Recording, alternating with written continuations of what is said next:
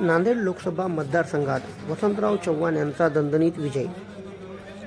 नवनिर्वाचित खासदार वसंतराव चव्हाण हे पत्रकारांशी संवाद साधताना म्हणाले की नांदेडच्या लोकसभा मतदारसंघातील जनतेने मला भरभरून मतं दिली। मतदाराचे मी अभिनंदन करतो आणि धन्यवाद व्यक्त करतो। माजी मुख्यमंत्री अशोकराव चव्हाण हे भाजपामध्ये गेले नसते तर मला लोकसभेची उमेदवारी मिळाली नसती आणि तसेच मी निवडूनही आलो नसतो, अशी प्रतिक्रिया काँग्रेसचे नवनिर्वाचित उमेदवार खासदार वसंतराव चव्हाण यांनी पत्रकारांना बोलताना दिली आहे।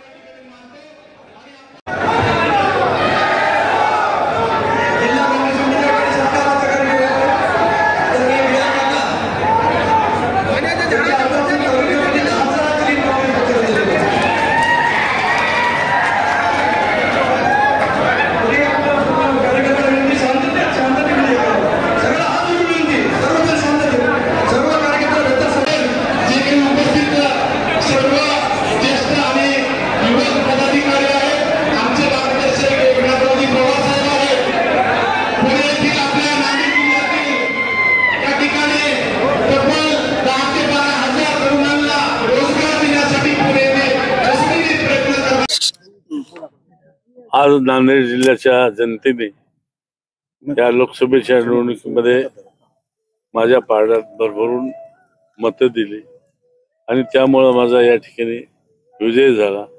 मी नांदेड जिल्ह्यातल्या मतदारांना माझ्या वतीने मी या ठिकाणी अभिनंदन करतो, आभार मानतो। अशोक चव्हाणांसारखा दिग्गज नेता ज्यांच्या नावाने हा जिल्हा ओळखला जातो त्यांनी भाजपात प्रवेश केला, त्याचा काहीच फरक पडला नाही, का गणित झालं असेल? मतदारांनी का नाकारलं बीजेपी? अशोक चव्हाण हे पूर्वाश्रमीचे काँग्रेसचे नेते आहेत। आम्ही 10 वर्ष त्यांच्या हाताखाली काम केलं आमदार म्हणून, पण अचानक त्यांनी काय निर्णय घेतला, त्यांच्यावर कुठला दबाव आला, ते बीजेपी मध्ये गेले।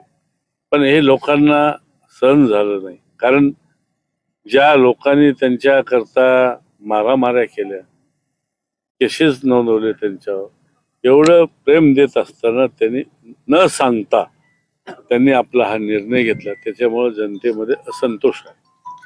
अशोक चव्हाणांमुळे तुमचा विजय झाला? आता मला तसं म्हणावं लागेल, अशोक चव्हाण गेले नसते तर मला उमेदवारी मिळाली नसती। अशोक चव्हाण गेल्यामुळे मला उमेदवारी मिळाली। अशोक चव्हाण भाजपात जाणं चांगलं। अशोक चव्हाण भाजपामध्ये गेल्यामुळे मी आज खासदार झालो। त्यांचा जनतेचा राग होता का?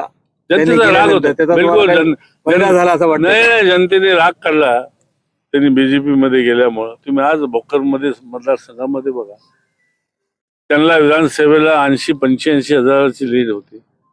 आज भोकर मतदारसंघामध्ये साधारणतः 2-3 हजारची लीड, 200-300ची लीड बीजेपीला आहे। म्हणजे लोकांना अमान्य होतं ते। ही निवडणूक कशी झाली? निवडणूक ही कशी झाली? निवडणूक तर चांगल्या वातावरणामध्ये खूप लावली होती। भाजप आता लावतात, देशात राज्यात त्यांची ताकद आहे, पण जनतेने ऐकलं नाही ना। शेवटी जनता ही सर्वश्रेष्ठ आहे। जनतेने हातात घेतली निवडणूक, आणि जनता जे ठरवून जनशक्तीचा विजय, पराभव झाला।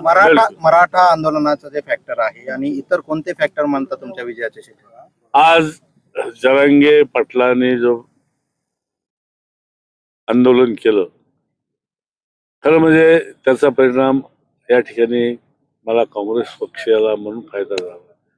त्यांनी जाहीर केलं होतं की बीजेपी सोडून तुम्हाला ज्या पक्षाला मतदान करायचे ते करा। लोकांनी मला मतदान माझ्या पारड्यात पाडलं। दुसरी गोष्ट, सन्माननीय अशोकराव चव्हाण हे बीजेपी मध्ये पलायन केले। जनतेमध्ये असंतोष होता, ती नाराजी होती। तिसरी गोष्ट, या 10 वर्षामध्ये मोदी सरकारने सर्वसामान्य लोकांच्या हिताच्या दृष्टीने कसलेही निर्णय घेतले नाहीत। आज या देशामध्ये महागाई आहे, सूषित बेकारी वाढली, शेतीमालाला भाव नाही, व्यापाऱ्यांना जीएसटी द्यावी लागते, हे अनेक प्रकरण या 10 वर्षामध्ये आज जनता सोसत आहे। म्हणून जनतेने सुद्धा हे कंटाळून आज काँग्रेसच्या पाठीशी, आणि तुम्ही बघा महाराष्ट्रामध्ये कोण सर्वसाधारण कांग्रेसच्या पार्टी से उभा। नांदेड़ के कई लोग आपको जानते भी नहीं, लेकिन उन्होंने आपको